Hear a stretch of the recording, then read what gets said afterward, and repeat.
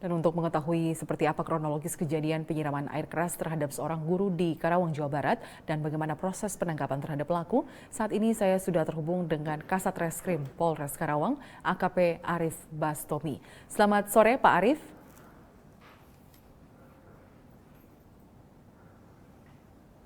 Ya, selamat sore, Pak Arif. Selamat sore. Ya, Pak Arif, selamat sore. Apa kabar, Pak Arif? Ya, sehat, Mbak. Baik. Nah, Pak Arif, terkait dengan kasus penyiraman air keras kepada seorang guru, kronologisnya seperti apa? Baik, kami jelaskan terkait dengan pengungkapan peristiwa penyiraman air keras terhadap guru di Kabupaten Karawang. Pada awalnya, korban dan pelaku ini adalah rekan bisnis. Tetapi dalam pertengahan jalan, hubungan mereka agak sedikit renggan dikarenakan ada kesalahpahaman di antara keduanya.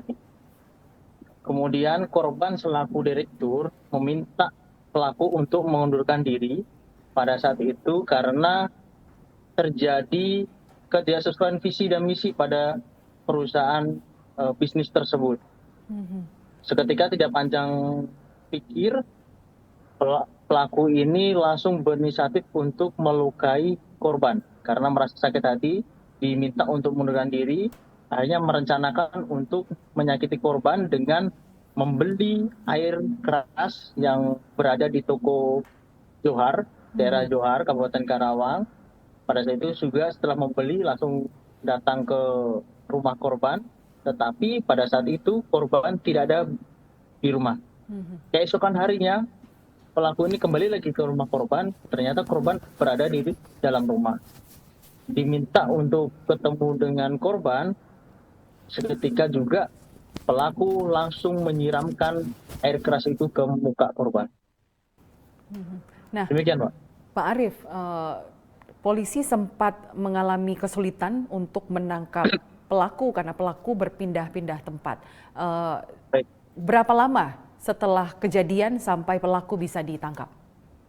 Baik, untuk pelaku sendiri memang berpindah-pindah tempat bersembunyinya. Awalnya yang bersangkutan tinggal di daerah Telo Jambe, kemudian bersembunyi seputaran di daerah Karawang. Setiap hari terus berpindah tempat sampai paling ujungnya Jawa di daerah Banten dia bersembunyi. Akhirnya saat kembali lagi ke Karawang kita amankan yang bersangkutan berada di dalam kontrakan. Nah, butuh berapa lama saat polisi menerima laporan kasus ini sampai pelaku ditangkap? 1 bulan. 1 bulan. Jadi selama sebulan itu Siap. dia berpindah-pindah karena dia sudah mendapat informasi bahwa dia pelaku ini sudah dalam daftar pencarian polisi. Seperti itu ya, Pak ya? Betul, Pak. Betul. Nah, kemudian apakah hanya sekedar perbedaan visi dan misi atau ada penyebab lain sehingga pelaku nekat untuk melukai korban dengan menyiramkan air keras ini? Baik, sementara hasil dari pemeriksaan yang kami dapatkan, baik dari korban, pelaku, dan beberapa saksi yang ada, memang tujuan utama korban ini untuk menyakiti adalah dikarenakan pelaku sakit hati karena dikeluarkan, tidak adanya persepsi yang sama dalam visi misi ke depannya. Itu, Mbak. Baik. Nah, kemudian bagaimana kondisi korban saat ini? Baik, untuk sementara ini kondisi korban sedang dalam perawatan di daerah Karawang dan di Bandung. Kami terus intensif komunikasi dengan pihak rumah sakit dan dokter spesialis yang menanganinya, terutama untuk penyembuhan korban dalam jangka pendek ini, Pak. Eh, Informasinya juga korban mengalami kebutaan. Benar seperti itu, Pak Arif? Baik, untuk terkait dengan kebutaan, memang dalam hal secara sekilas kita melihat yang bersangkutan menyampaikan tidak bisa melihat apapun.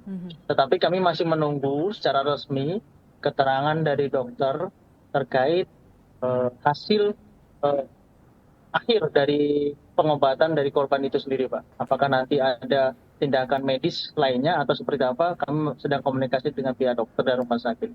Kalau dilihat dari kondisi korban, apakah siraman air keras dari pelaku itu mengenai kedua mata atau Ya, hanya satu betul. mata? Beberapa adegan dalam prarekon nanti kita akan adegan.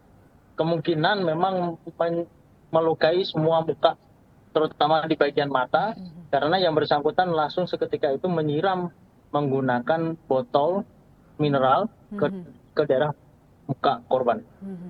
Nah, air keras ini kan dibeli berarti sudah ada rencana karena tidak terima dan juga karena sakit hati dengan kata-kata Betul.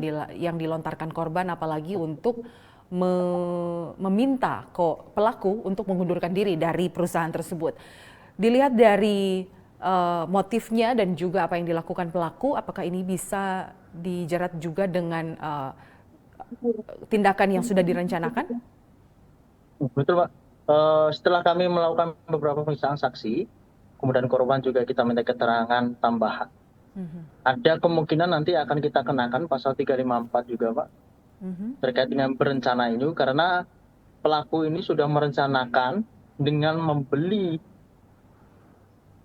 air keras yang berada di toko di daerah Johar, kemudian korban pada saat itu tidak ada, esoknya hari baru datang kembali dan sudah mempersiapkan botol itu dengan diisi air keras. Ya. Kemungkinan dalam unsur pasal 354 terpenuhi.